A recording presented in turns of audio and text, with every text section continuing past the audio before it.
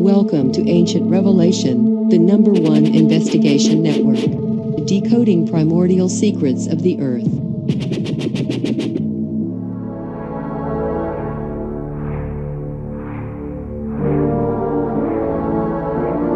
A 1,000 years after Christ was crucified, the holiest site in Christendom was seized and defiled.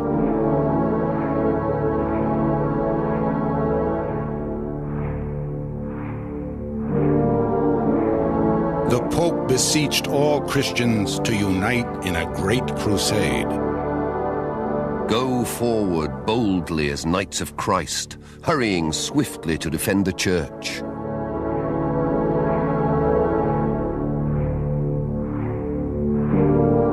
His call was heeded by a new order of knights who pledged their lives to retake the Holy Land.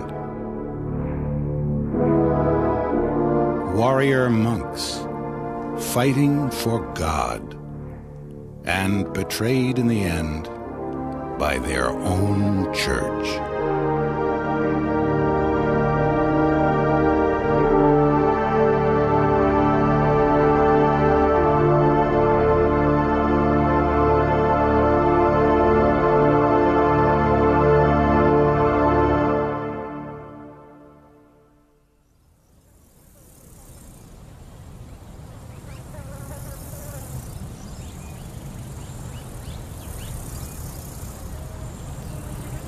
In 1189, the Holy Land is a battleground.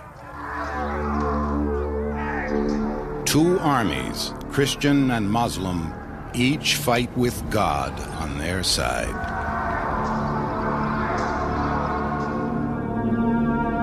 At the place of honor in the Christian lines, Gérard de Riefort commands Allah's worthiest foe, the Knights Templar. These men, brave and rigorous in arms, have struck hard with frequent attacks, both secretly and openly, so that those who previously terrorized us now regard themselves as most happy if they are permitted to live in peace. So terrible are the Templars that the great Muslim general Salah ad-Din, as generous as he is shrewd, has shown them no mercy. The fiery heart of the enemy, he calls the Templars. These, more than all the others, destroy the Arab religion and slaughter us.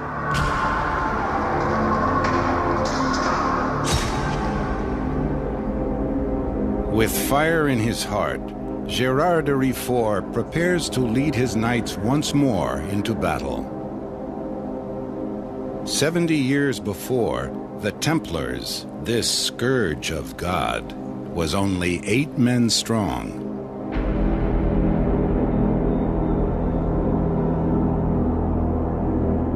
On the road to Jerusalem, 2 French nobles saw the light. Hugh de Payon and Godfrey de Saint-Omer, traveling with 6 other knights, vowed to safeguard the progress of pilgrims to the Holy Land. Reaching Jerusalem, retaken from the Muslims, they hurried to the Holy Sepulchre, the very site, as all good Christians knew, where their Savior was crucified. There, as all good pilgrims did, they etched a cross in its stones.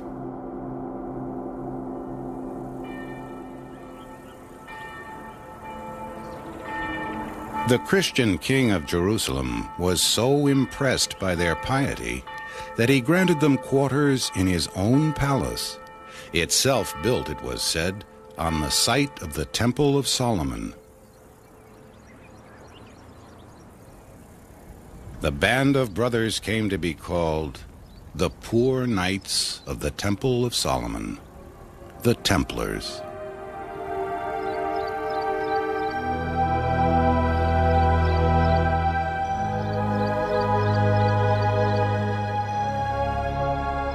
They took a vow of poverty and took as their seal the image of 2 knights sharing a horse. Nurtured by the Pope himself, the new order flourished. To buy their own salvation, noblemen gave the Templars armor, horses, and land.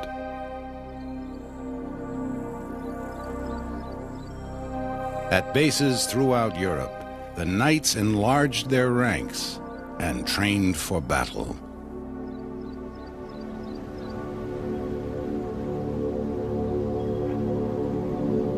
Soon, from their own storehouses and monasteries, the Templars were sending supplies and men to the Holy Land, the sons of nobles who had spent their youth preparing for war.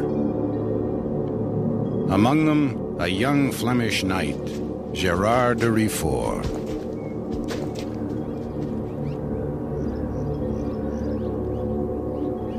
Gerard had gone to Jerusalem to claim his fortune, a rich bride. Before he arrived, his betrothed was sold to another man. Gerard now wed his fate to the Templars.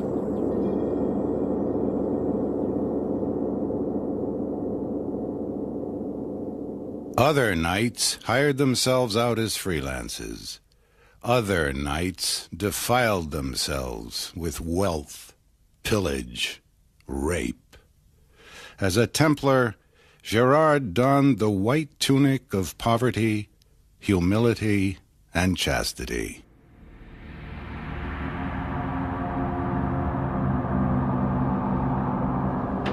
In a ceremony both secret and sacred, Gerard committed himself to God.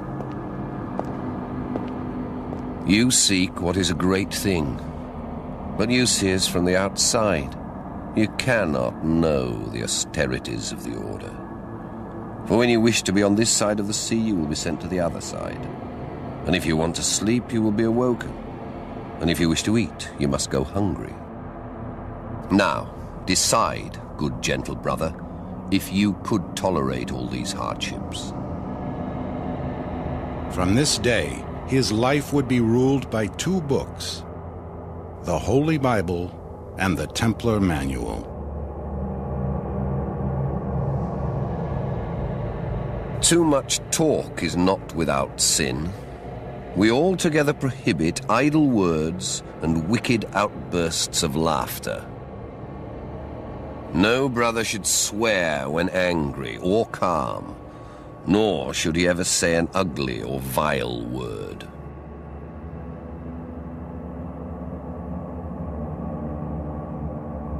Unlike other knights, the Templars cut their hair short and grew beards. And unlike other knights, they vowed absolute chastity, a vow reinforced by their pledge never to bathe or to change their sheepskin drawers.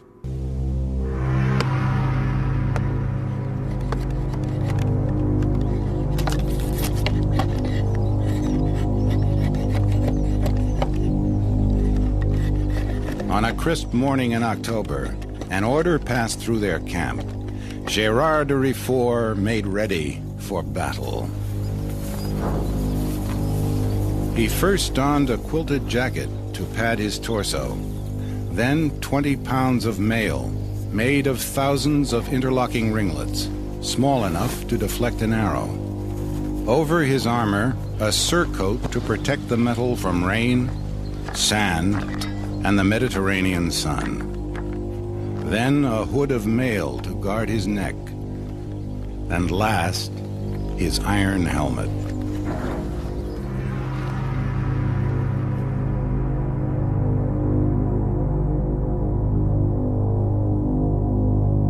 You could see there an incomprehensible number of armed men.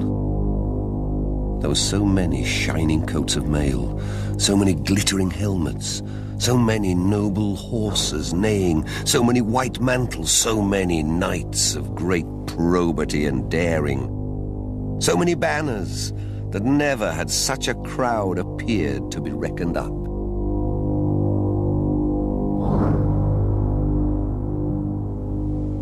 The Templars rallied by their Grand Master and their banner, black and white, a reminder of the battle between good and evil they were called to fight. Its motto stiffened their resolve, not for ourselves, but for God. Gerard led his Templars in prayer with the Psalm of David. Not unto us, O Lord, not for ourselves, but for God. The two enemies were as unlike in warfare as they were in faith. The Crusader knights fought at close quarters, hand to hand and heavily armed. The Templars fought as a formation. Their discipline was scorned by their comrades, but respected by their foe. Their first attack is the most terrible.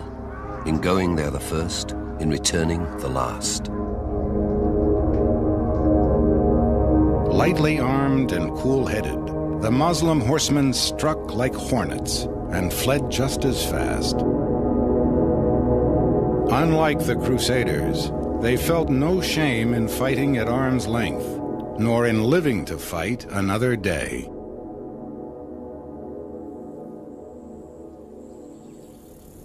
The Pope would hear how his knights fought that day. On the 4th of October, we joined battle.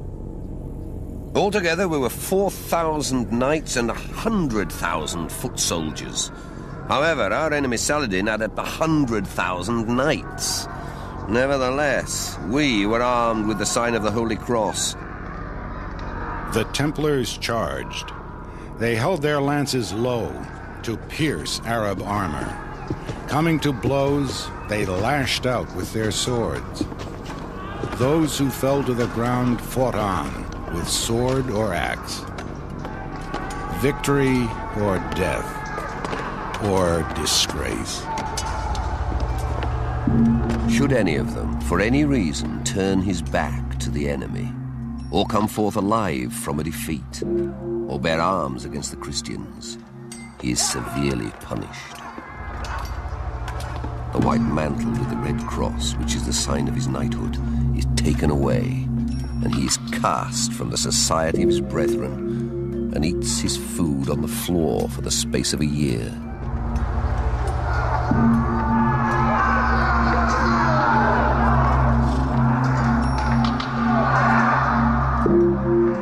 No knights were disgraced this day.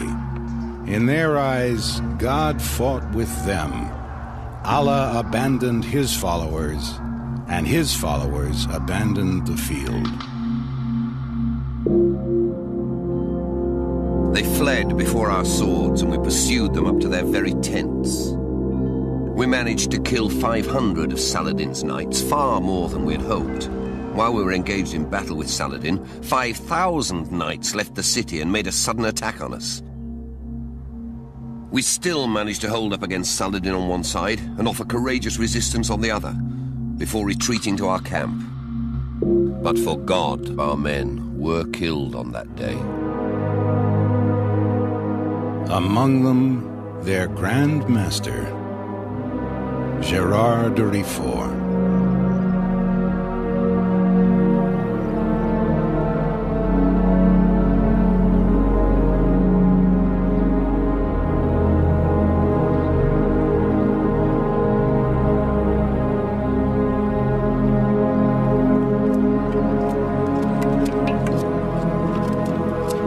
The siege went on.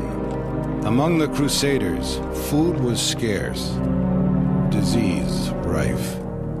Christians died or deserted, but the Templars stayed.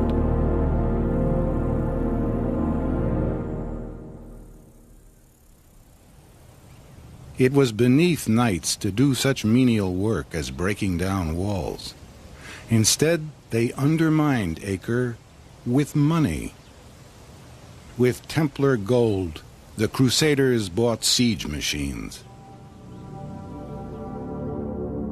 Led by the English king, Richard the Lionheart, the Christians spent the summer of 1190 trying to breach Acre. They filled in the moat and brought up battering rams.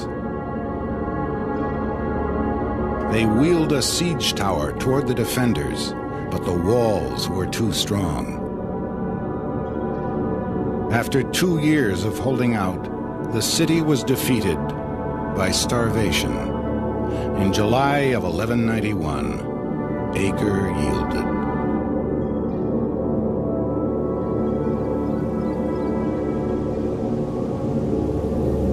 A month later, ignoring the Templars' advice, Richard pushed on to Jerusalem and was beaten.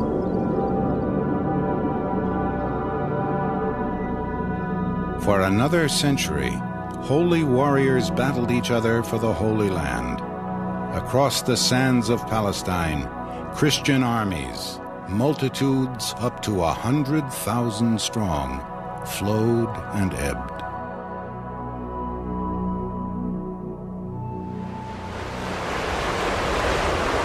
Between the tides of invasion, the Templars held fast in their fortresses.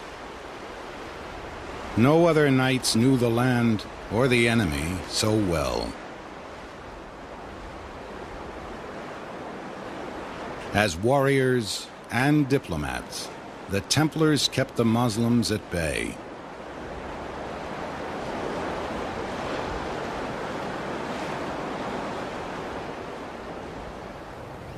In 1291, 100 years after the fall of Acre, the Templars were again fighting for the city from inside. Unlike the defenders before them, they refused to surrender. Like them, they perished.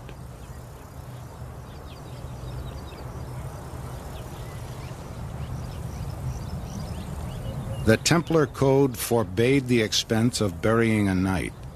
Instead, his body should be thrown to the dogs. At Acre, the dogs ate well.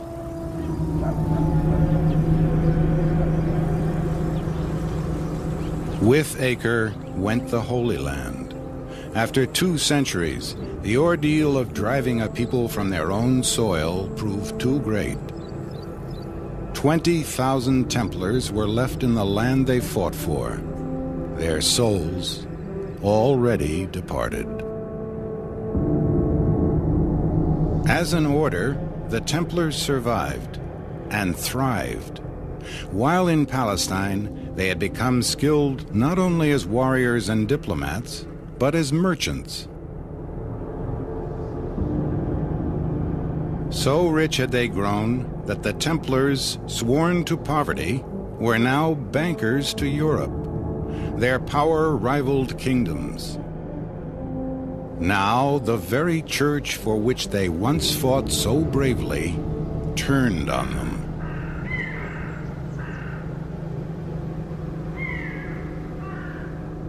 Philip IV, King of France, feared their power and coveted their wealth. With the Pope, he plotted their ruin.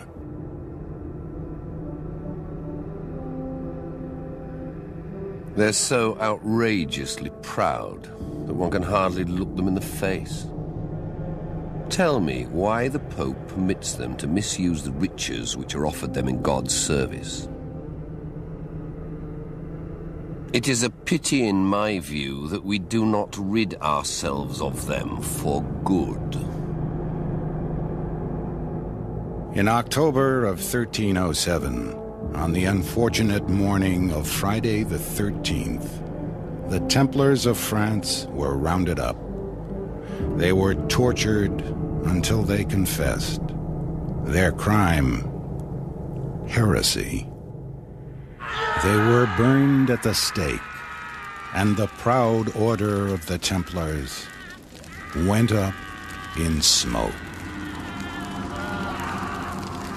The Christian Church had once condemned war until Christian soldiers fought for God.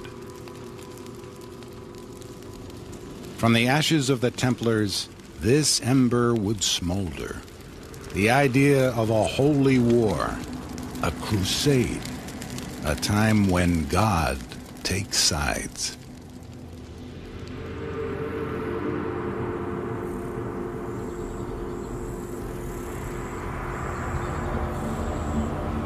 In 1314, Jacques de Molay, the last Grand Master of the Knights Templar, was burned at the stake. Legend says he cursed the Pope and the King.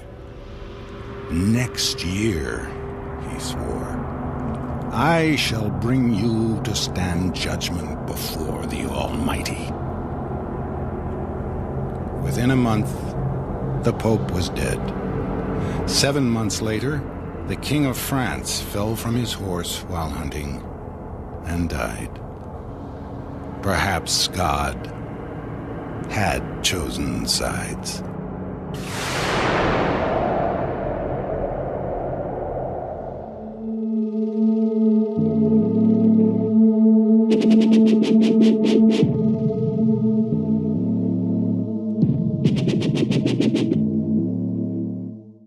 Thanks for choosing Ancient Revelation, your #1 Ancient Investigations channel. We are sorry, all of our operators are busy at the moment. Please subscribe and we will get back to you as soon as possible. Thank you.